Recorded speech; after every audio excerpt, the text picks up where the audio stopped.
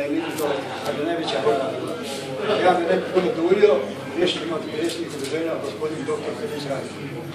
Gospodin Drug, da. Hvala lijepo.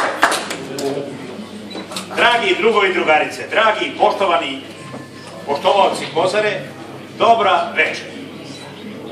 Okupili smo se večeras da se vidimo, da se družimo, a i da neke poslove obavimo.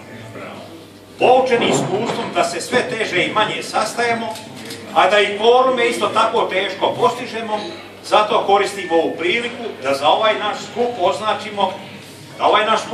označimo i proglasimo radnom skupštinom Udruženja Kozarčana. Zato smo mi večeras svi radno predsjedništvo, zapisničar je drug sekretar, a verifikacijona komisija će biti broj večera. Svima nam je jasno da je generacija koja je ratovala 1941-1945. presakla, a bila je pokretač, osnivač i nosilac postojanja, okupljanja i rada Kozarčana u Beogradu. Generacija predratna, ratna i poslijeratna, hoću reći moja, malo starija i mlađa od mene, i ona je vremešna i umorna. A mlađi, dosta mlađi, imaju druga zanimanja, druga interesovanja i gledanja. Nedostaje im posvećenost za prošlost. Njih interesuje sadašnjost i budućnost, što je i normalno. Budimo realni.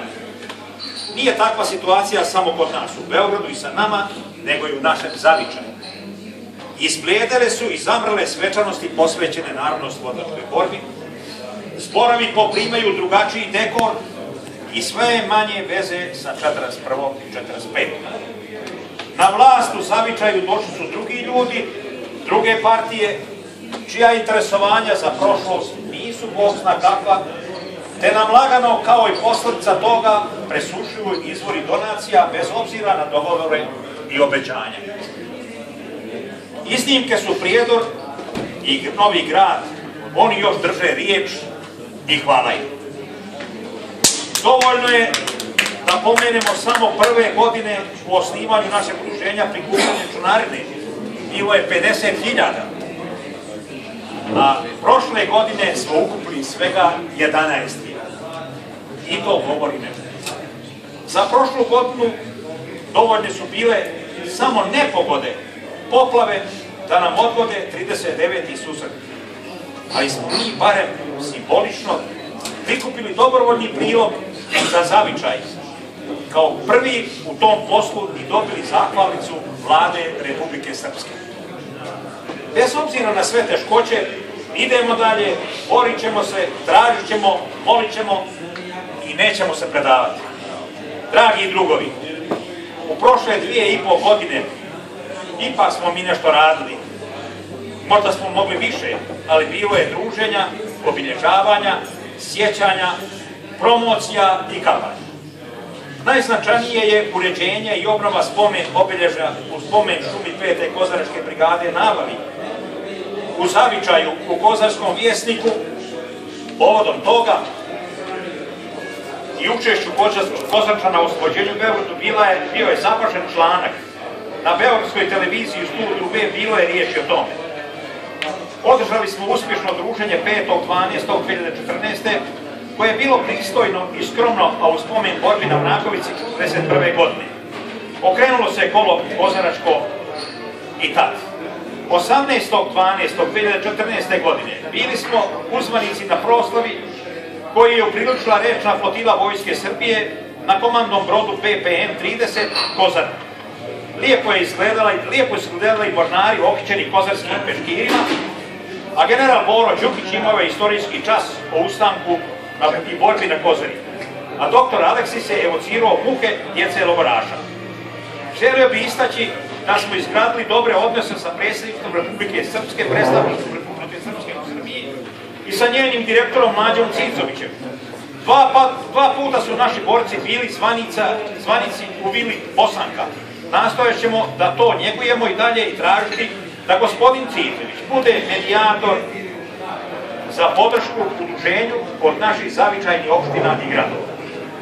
Da ja ne bi dužio, Reći ću da u ovoj godini imamo neke zadatke i nastavit ćemo i da izvršimo.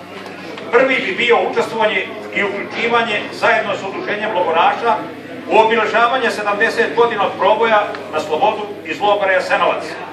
To će se desiti polovinom aprila mjeseca. Trudit ćemo se, krajem aprila mjeseca. Trudit ćemo se da u ovoj jubilarnoj godini obeležimo značajne datume vezane za našu Kozarnu. Treći veliki zadatak bio obilježavanje 39. ili 40. susreta Kozarčina i da ponudimo lataše da budu domaćini, a ako odbiju, tražit ćemo drugo. Taj posao bi trebalo biti obavljen do polovine aprila, da znamo ko će biti. I na kraju želim da vas upoznam da bi trebali izvršiti izmjene neke u statutu, ali ne velike. Prva promjena adrese koju bi trebali uraditi, zatim u broju članova izvršnog odbora sa 15 na 11 članova i nastavnog odbora sa 5 na 3. Radi operativnosti, dosadašnji članovi bi ostali, a brisali bi se oni koji nisu nijednom bili za 2 godine na sjednici. Ostaje nam jedan od najvažnijih zadataka da animiramo mlađe ljude koji su vezani za zavičaj da pristupe udruženju, da se više angažuju jer je to nasušna potreba i bez toga nećemo stići daleko. O tome treba povesti posebno računa u sljedećem periodu. Molio bih i tražio od ovog večerašnjeg skupa da nam da mandat do avgusta 2015. godine, kada bi se održala izborna skupština našeg udruženja, a do tada da se dobro razmisli o novim idejama, novim ljudima i novom rukovodstvu. Finansijski izvještaj prošlogodišnji završni račun za 2013. godinu je uredan i spadamo u mikrofirme. Novi je još nije uređen, a stanje je ovako.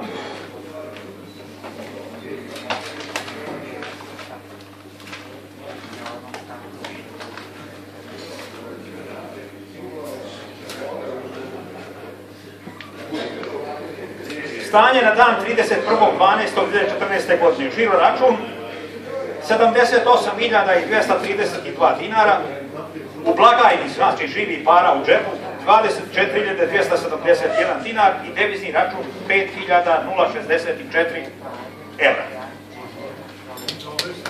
Dragi prijatelji, dragi prijatelji, ko je za ove prijedloge i bez diskusija, aklamacijom da ih usvojimo, neka digne ruku.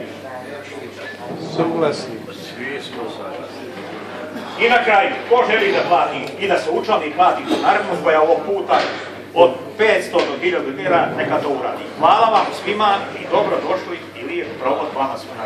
Bravo.